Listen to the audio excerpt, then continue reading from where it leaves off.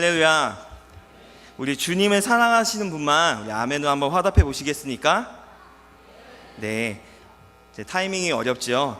네, 다 주님 사랑하시는 분들 이 자리에 모이셨는데 우리 다시 한번 해보겠습니다. 우리 주님을 정말 사랑하시는 분만 우리 아멘 하십시다. 아멘. 네, 감사합니다. 오늘은 특별히 유년부 헌신 예배로 드리기 때문에 오늘 이곳에는 우리 귀여운 유년부 아이들이 함께 예배하고 있습니다. 성도님들과 우리 유년부 친구들이 함께 예배하는 이 헌신 예배의 말씀을 준비하면서 원래 말씀을 준비하면서 많은 고민을 하지만 특별히 이 시간에는 우리 친구들도 있고 성도님들도 계시기 때문에 더 많이 고민했던 것 같습니다.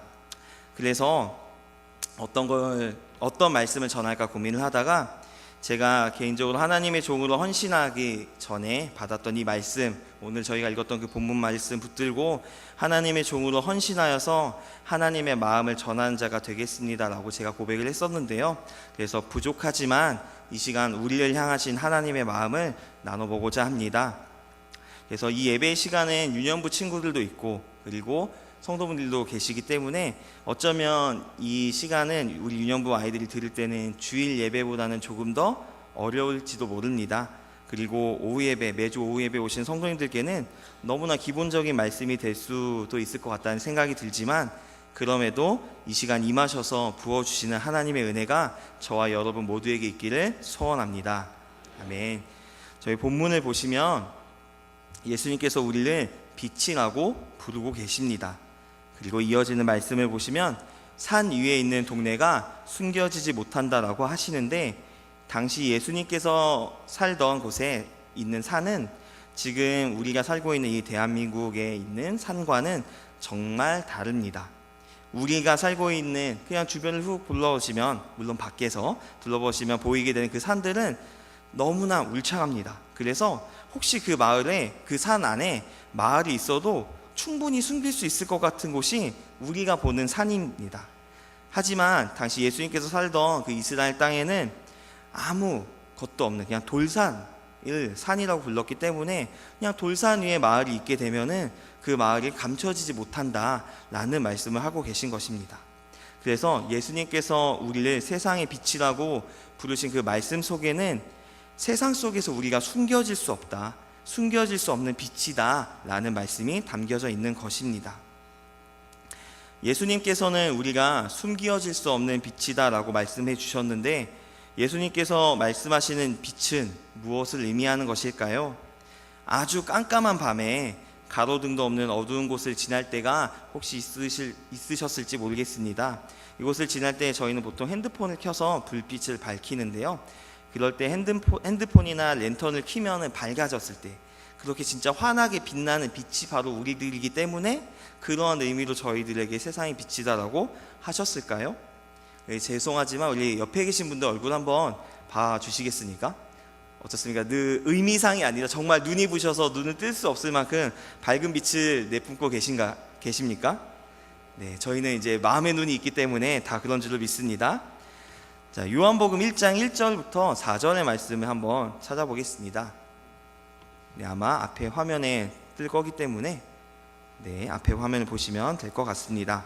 길지 않기 때문에 여기에서는 그 성경에서 이야기하는 빛에 대해서 요한복음 1장 1절에서 4절에 걸쳐서 빛에 대해서 이렇게 말씀하고 계시는데 저희 같이 한 목소리로 읽어보도록 하겠습니다. 시작. 태초에 말씀이 계시니라. 이 말씀이 하나님과 함께 계셨으니 이 말씀은 곧 하나님이시라. 그가 태초에 하나님과 함께 계셨고 만물이 그로 말미암아 지은 바 되었으니 지은 것이 하나도 그가 없이는 된 것이 없느니라.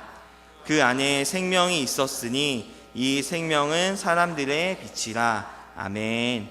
생명 되시고 우리들의 빛이 되시는 그분은 태초부터 계시는 분이라고 성경은 이야기하고 있습니다.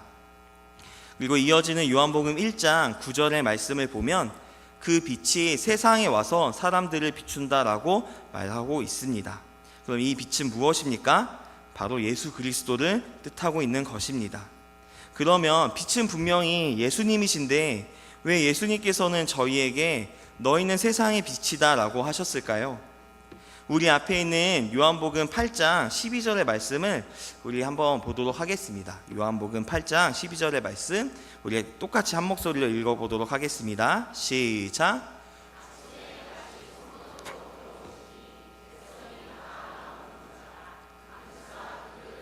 네, 요한복음 8장 12절 말씀인데 2절이 띄어져 있네요. 제가 읽도록 하겠습니다.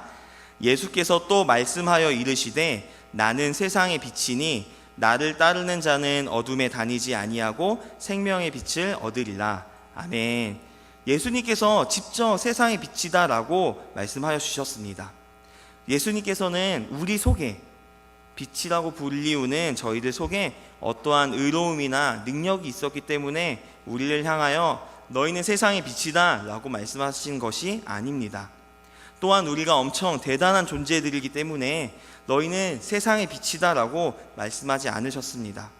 예수님께서 너희는 세상의 빛이다 라고 말씀하신 이유는 예수님을 따르는 사람들, 즉 예수 그리스도의 이름을 믿고 하나님의 자녀가 되는 은혜와 권세를 받은 우리가 예수 그리스도의 빛, 즉 생명의 빛을 얻기 때문에 그 빛으로 인하여 세상의 빛이다 라고 말씀하고 계신 것입니다. 우리가 바로 어둠을 밝히는 세상의 빛과 같은 자들이 된다는 말씀입니다. 저희 안에 그리스도의 생명의 빛이 있습니다. 믿으십니까? 아멘. 다시 본문으로 돌아와서 15절을 보게 되시면 등불을 켜서 말 아래 두지 않는다고 합니다. 혹시 늦은 밤 이런저런 일들로 가족들은 다 밖에 있고 집에 아무도 없을 때 그곳에 들어갔던 경험들이 있으십니까? 그 깜깜한 집에 들어가 보신 기억이 아마 한 번쯤은 다 있으실 거라고 생각이 됩니다. 그럴 때 보통 신발을 벗고 들어가서 가장 먼저 하는 게 어떤 것이죠? 네, 감사합니다. 역시 우리 유년부 친구들이 가장 먼저 대답을 해주네요. 네, 가서 불부터 켭니다. 왜냐면은 그 불을 켜야지 그 깜깜한 집이 환해지잖아요. 그래서 그 깜깜한 집을 환하게 밝히기 위해서 저희는 그럴 때 들어가서 불을 켜게 됩니다. 그 깜깜했던 집을 환하게 만들어주는 우리가 말하는 이제 등, 형광등이나 이런 등은 보통 어디에 달려 있나요? 위에 있나요? 아래에 있나요? 네, 위에 있습니다. 지금 저희가 보는 이 조명들도 대부분 위에 달려 있는 걸 보게 되는데 15절의 이 말씀은 어둠을 밝히기 위해 켠 등불은 발 아래 두지 않고 위에 둔다는 이야기인 것입니다. 즉 빛의 목적이 어둠을 밝히기 위함이라는 말씀을 하고 계신 것입니다. 그래서 저희를 향하여 예수님은 그저 너희는 빛이다 라고 이야기하지 않으시고 앞에 어떠한 단어를 붙이고 계시는데 그것이 바로 세상에 라는 단어입니다. 우리를 향해서 너희는 세상의 빛이다 라고 하시는 것이지요. 저희에게 생명의 빛을 주셔서 이 세상을 밝게 비추게 하시는 것이 바로 예수님의 마음인 것입니다. 그러면 예수님께서 말씀하신 빛으로 비추어야 하는 세상은 과연 무엇일까요?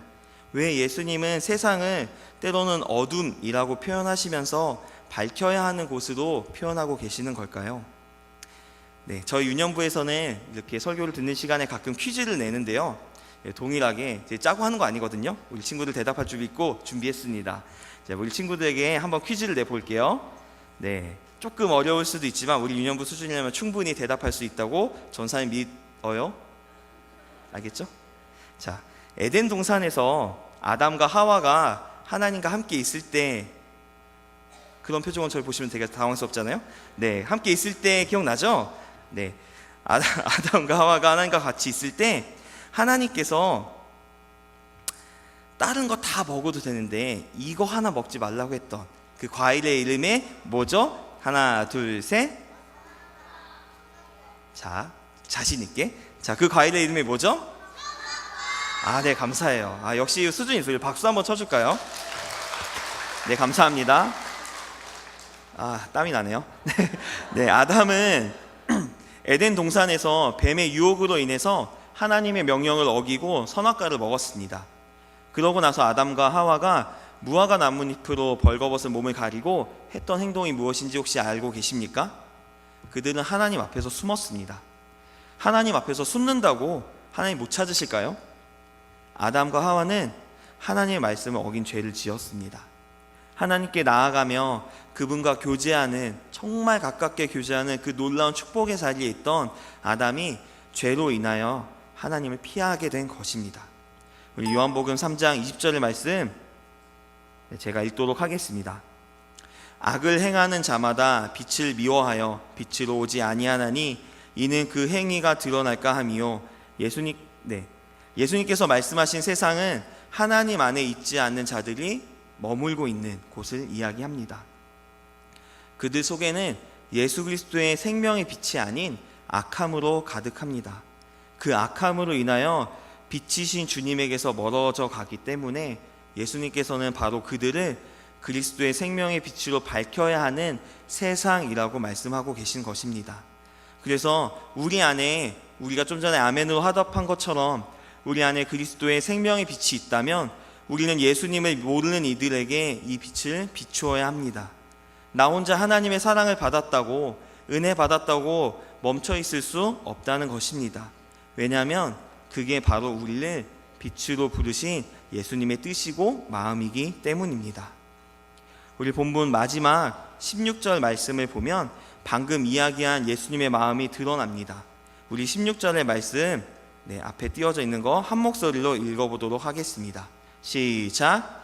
이같이 너희 빛이 사람 앞에 비치게 하여 그들로 너희 착한 행실을 보고 하늘에 계신 너희 아버지께 영광을 돌리게 하라.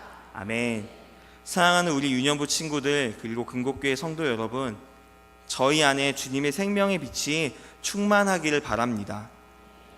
그래서 정말 예수님을 모르는 이들에게 우리 안에 빛나고 있는 예수 그리스도의 생명의 빛을 비추는 자들이 되기를 바랍니다. 예수님께서는 우리를 세상을 밝히 비추는 빛으로 부르셨습니다. 저희 속에 자격이 있기 때문에 그렇게 부르신 걸까요? 아닙니다. 저희에겐 아무 자격도 조건도 없습니다. 영원하신 하나님 앞에서는 저희는 그저 오늘 아침에 피었다가 저녁에 지는 꽃과 같이 아무것도 아닌 존재입니다. 그런 아무것도 아닌 저희를 태초부터 계시며 우리를 위하여 이 땅에 오신 예수님께서 너희는 빛이다 라고 부르고 계신 것입니다. 이것이 은혜이고 이것이 하나님의 놀라운 사랑인 줄을 믿으시기 바랍니다. 마지막으로 요한복음 15장 4절 5절 말씀을 나누고 말씀을 마치려고 합니다. 제가 읽도록 하겠습니다. 내 안에 거하라. 나도 너희 안에 거하리라. 가지가 포도나무에 붙어있지 아니하면 스스로 열매를 맺을 수 없음 같이 너희도 내 안에 있지 아니하면 그러하리라. 나는 포도나무요 너희는 가지라. 그가 내 안에 내가 그 안에 거하면 사람이 열매를 많이 맺나니 나를 떠나서는 너희가 아무것도 할 수 없음이라. 아멘. 저희가 비록 예수님께서 세상을 밝힐 빛으로 부르심을 받았지만 저희는 예수님을 떠나서는 아무것도 할 수 없는 존재들입니다. 그래서 저희는 언제나 예수님께 붙어 있어야 합니다. 그것이 우리가 살 수 있는 유일한 방법이고 또 그것이 예수님의 뜻이기도 합니다. 그래서 우리를 살리시는 뜻이 바로 예수님께 있다는 것을 우리가 기억했으면 좋겠습니다. 우리 속에 예수님의 빛이 있지만 그래서 우리가 세상을 밝히 비출 수 있는 빛으로 부름받고 또한 그 역할을 충분히 감당하지만 우리 자신이 빛이 아니라는 것을 우리가 늘 기억했으면 좋겠습니다. 그래서 이 시간 우리가 좀 같이 기도하기 원합니다. 우리 먼저는 자라나는 유년부 아이들과 아이들을 위해서 기도해 주셨으면 좋겠습니다. 그리고 동시에 이곳에 모인 우리 자신을 위해서 기도하기 원합니다. 먼저 이 아이들의 믿음이 하나님 안에서 온전히 자랄 수 있도록 기도해 주십시오. 제가 전도사를 하기 전에 장애인 직업재활 시설에서 일하던 시기가 있었습니다. 그 장애인 직업재활 시설에서 일하다 보면은 인식교육이라는 것을 하게 됩니다. 아이들에게 보통 그 교육을 하게 되는데요.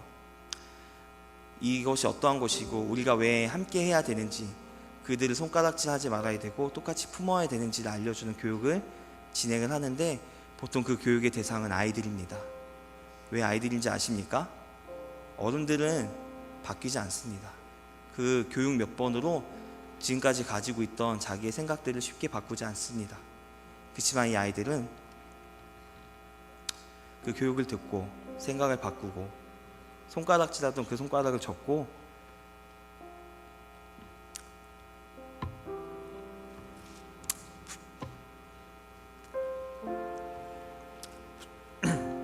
붙잡아야 되는 손을 붙잡습니다. 그렇기에 이 아이들이 너무나 귀하고 또한 너무나 연약합니다. 이들을 위해서 기도해야 합니다. 이들을 위해서 정말 가슴에 품고 하나님 지켜달라고 부르짖어야 합니다. 이 아이들 그 누구보다도 더 많은 시험에 노출되어 있습니다. 세상의 방법도 아이들을 향한 교육을 진행하고 있는데 정말 우리를 넘어뜨리기 원하는 사단이 이 아이들 가만 냅두겠습니까? 이 아이들 위해서 같이 기도하는 저희가 되었으면 좋겠습니다. 그리고 또 한 가지, 저희 자신을 위해서 기도하실 때는 이 자라나는 아이들, 말씀 속에서 자라나는 아이들 앞에 부끄럽지 않은 믿음의 선배가 되게 해달라고.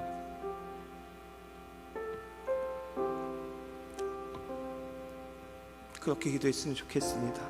그래서 이 아이들을 바라봤을 때 정말 보고 배울 만한 그런 믿음의 선배가 바로 우리가 되게 해달라고, 그건 제가 되게 해달라고 그렇게 기도했으면 좋겠습니다. 그래서 저희 모두가 나이와 환경과 조건과 상관없이 빛으로 부르심을 받은 대로 살아가는 주님의 거룩한 자녀가 되게 해달라고 이 시간 좀 같이 마음을 다해 함께 기도했으면 좋겠습니다. 함께 기도하겠습니다.